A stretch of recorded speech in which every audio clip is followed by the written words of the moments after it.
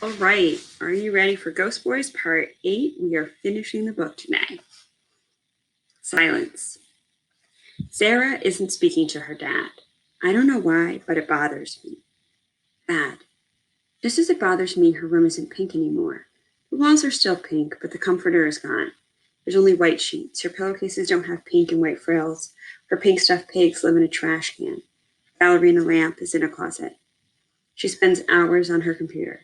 True, her house is big, cool, with air conditioning. Her neighborhood streets are well lit. The sidewalks aren't even cracked. Basketball hoops hang over two-car garages. It's beautiful, but too quiet. Everyone here lives inside. Televisions glow. If my family lived here, they'd be outside every day and night. Ma would have a garden instead of her pitiful plants in pots. Grandma wouldn't have to worry. Kim could read with a porch lamp on, and Pop could shoot hoops all night. Sarah! What? Do something else. Making a website. End racism. Injustice. Did you know that Black people are shot by cops 2.5 times more than white people? But they're only about 13% of the population. In 2015, over 1,000 unarmed Black people were killed. It's awful. It is. I stare at the computer screen. Pictures, headlines, articles, videos. Sarah has been working hard. Does a page really do anything? Make change? See, here are links. This one is about Emmett Till. This one links to articles about you, the video. Stop. I don't want to link to my dad. I'm helping you. I stare. Sarah is paler. Summer is waiting outside, but she hardly ever leaves her room. She never plays with friends. Downstairs, her dad drinks, stares at the TV.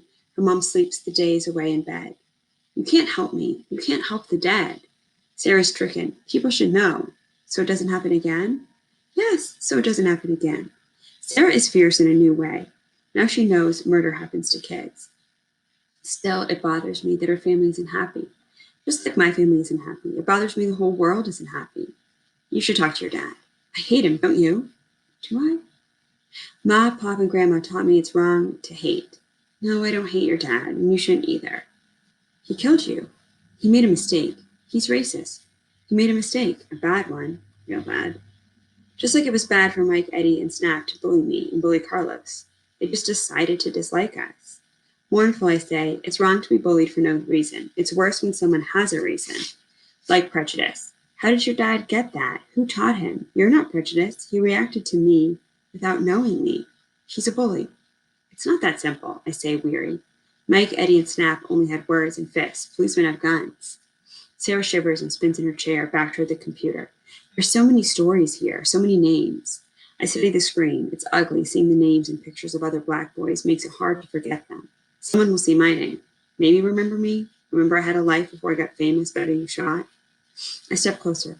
Sarah, talk to your dad. Something inside him isn't right. Yeah, I know. He's scared, she murmurs. Can you help him to not be afraid of Black boys? Sarah's head bows. She's crying. Later, I say, closing my eyes and disappearing.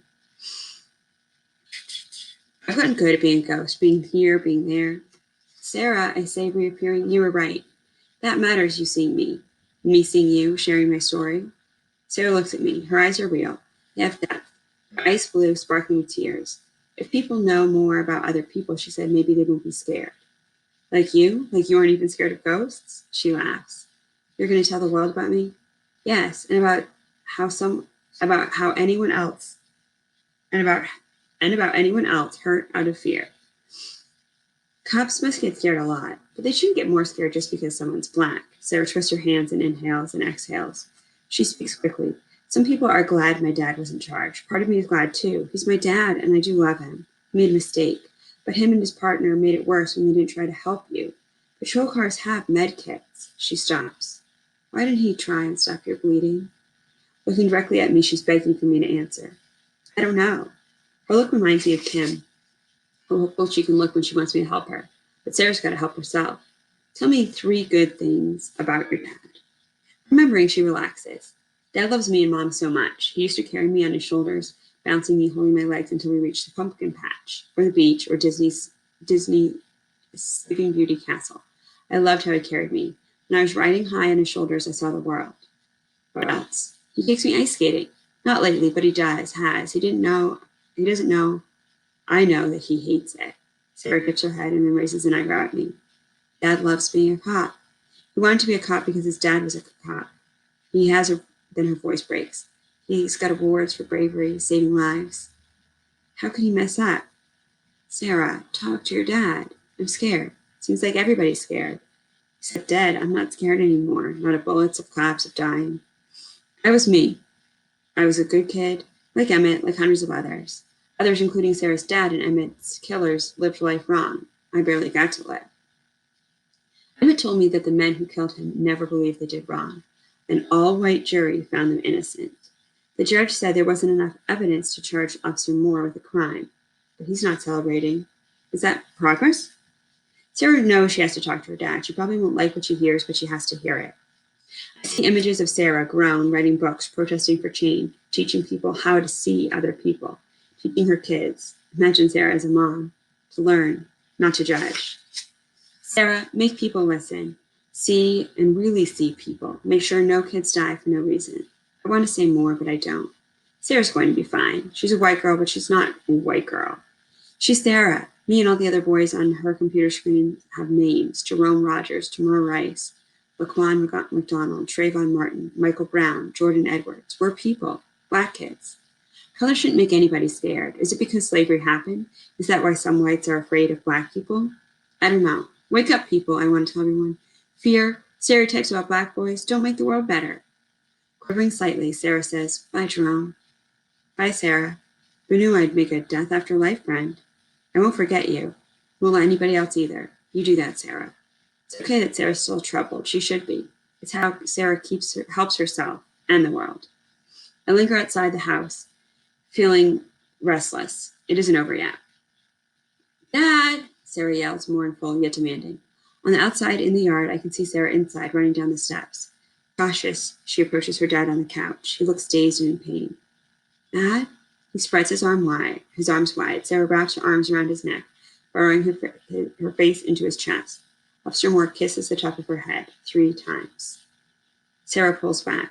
Arm's length, she stares at her dad. Help me with my project? Her dad looks like he's been punched in the gut. His face loses color. About the young man I killed? Others, too, who died because of mistakes, prejudice. His dad clutches her. He can't speak. I can't see Sarah's face, but I can see her dad's. His tightening jaw, eyebrows rising and falling, tears, mouth puckering, brow creasing, his face contorting with too many emotions. Eyes closed, he exhales. He hugs Sarah closer and he kisses her hair.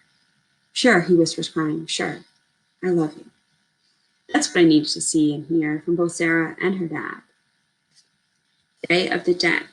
Now remember, Jerome wanted to do something to honor, Carlos wanted to do something to honor Jerome on the Day of the Dead. He talked to his dad about it and he confessed to the grandma about the book. November 1st, All Saints Day for Grandma, the Day of the Dead for the Rodriguezes. Both families are having a picnic, right on my grave. Ma and Pop look better, less strained. Grandma, Carlos, Kim are joyful, decorating my tombstone, laying chicken eggs and cornbread on my mound. Carlos's parents have brought tamales. I wish I could taste them. His mother wears a ruffled dress and pink flowers in her hair. There's a baby girl in a carriage. A pink headband with a knit flower circles her head. Carlos's ma is especially kind to Ma. His pa shakes hands with my pop. Grandma, Carlos, and Kim talk to me like I'm standing right in front of them, which I am, though they can't really see it and know it. Kim tells me Sarah sent her a book, Little Women. It's good. I imagine all the sisters were black. Jerome, say hello to Grandpa Lenny for me. Grandma traces my name, then Grandpa's name. I love you both. She lights candles. The Day of the Dead, says Carlos. Your day to play, Jerome. Just one day, but I'll be here next year, too. And the next and the next. I won't ever forget you. Grinning, Carlos lays a basketball where he thinks my hand might be inside my casket. Play ball with your friends, amigo. I just might. Ghost Boy tournament. Grandma squeezes Carlos and unfolds a paper square. This means so much to me, Carlos. I lean over Grandma's shoulder. It's a picture of me. I can tell by my eyes, my curly hair, but I'm a skeleton face. Big eyes, a shrunken skull with rainbow designs. It's not meant to be frightening like Halloween, says Carlos. Mexicans honor the dead. Skull pictures celebrate our loved ones. I want to draw too. Can you show me? Asked Kim. Sure, it's easy. Take one, Miss Rodriguez. Carlos's mom unwraps plastic from a tray. Little sugar skulls are lined up in rows. The Day of the Dead celebrates life. It does, too. Sweet candy, good food. It's comforting to see my family and Carlos's family together.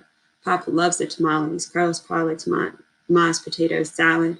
It's good seeing Kim be friends with Carlos, hearing Grandma murmur how she misses me, but she remembers how much I liked video games. I'm going to give Jerome's games to Carlos. Carlos grins and shouts, yes! Maybe sometimes Jerome can watch you play? I'd like that, he says, understanding each other perfectly, the two clasped hands. Living, the dead are close. Kim licks a skull. No, don't eat it, Kim. It's for decoration. And Carlos places the sugar skulls on top of my headstone. One tiny skull has my name on it. Grandma lights candles on my and Grandpa Lenny's graves. Emmett appears by my side. You remember, we all are. One by one, the ghost crew appears. I'm at home with the wisps of boys filling the cemetery. Will the murder stop? One day. You've got to believe, Jerome. You've got to believe. Emmett looks like an old man, even older since I've known him. His weariness scares me. Though a ghost, will sadness make me older and older? I look around.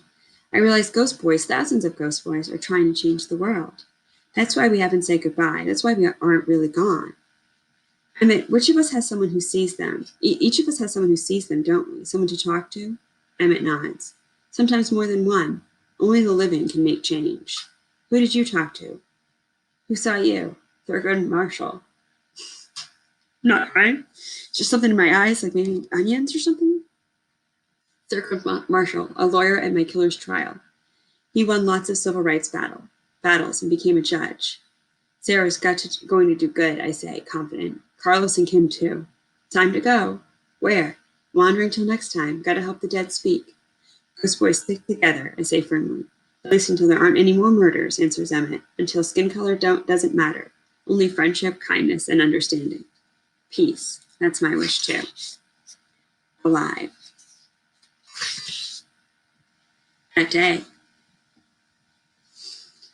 Breathing free. Cold air in, warm air out. My body dashes forward, back.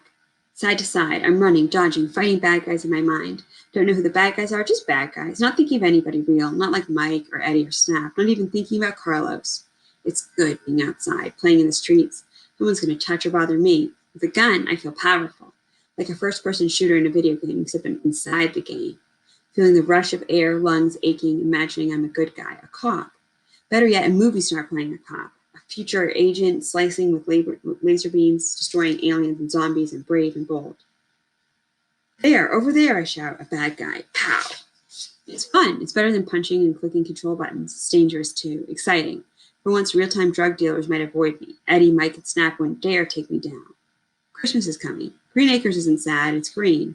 In Adventureland, I shoot from behind trees. Pow, pow. I evade and track bad guys. There's a swamp to avoid. A stream I need to jump across, all in my mind. Pow! The bad guy is down. I sit, catch my breath. The gun dangles at my side. My breath slows and energy drains. It's cold, but my body feels hot. I wish I was playing with Carlos. Then it would be a real game, an imagining, fun with a friend. By myself, I'm just faking it. Risking someone might think I'm a thug and want a real shootout. And if Eddie were here, despite him being a jerk, I don't think I would bully him. It wouldn't feel right. My family wouldn't like it. It's time to go home. Movement. Out of the corner of my eye, I see it. A car cruising toward me, at me, like it's going to jump the curb. I turn, try to run away. Pow, pow. Brakes screech, and I fall flat. Blood flows. Green Acres dirt darkens. The snow turns red. I can't lift or turn my head. Shoes. Some run and walk around toward me. People are gathering.